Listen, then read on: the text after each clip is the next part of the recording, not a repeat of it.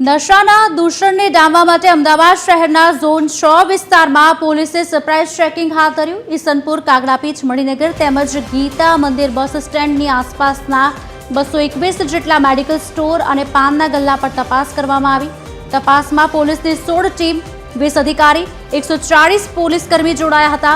Health અધિકારીની સાથે મળીને દવાઓના ગેરકાયદે વેચાણ થતા પ્રતિબંધિત દવાઓ કે નશીલા પદાર્થોની તપાસ કરવામાં આવી। મેડિકલ સ્ટોરના રજિસ્ટર અને સ્ટોકની પણ ચકાસણી કરાઈ। જો કે પોલીસની આ તપાસમાં કોઈ શંકાસ્પદ વસ્તુઓ મળી ન હતી। આગામી દિવસોમાં આ પ્રકારનું ચેકિંગ યથાવત રહેશે। એનડીપીએસ માં જે ડ્રગ્સ સાથે જે એડિક્ટિવ વ્યક્તિઓ હોય તેને પણ આઈડેન્ટિફાઈ કરીને તેઓ કોના પાસેથી ડ્રગ્સ લે છે, ક્યાં ક્યાં ડ્રગ્સ અલગ અલગ જગ્યાએ વેચાય છે તેની પણ ખાનગી રાહે બાતમી રાખીને પોલીસ દ્વારા ઝોન 6 વિસ્તારમાં અલગ અલગ એનડીપીએસના કેસો આપૂર્વ કરવામાં આવેલા છે।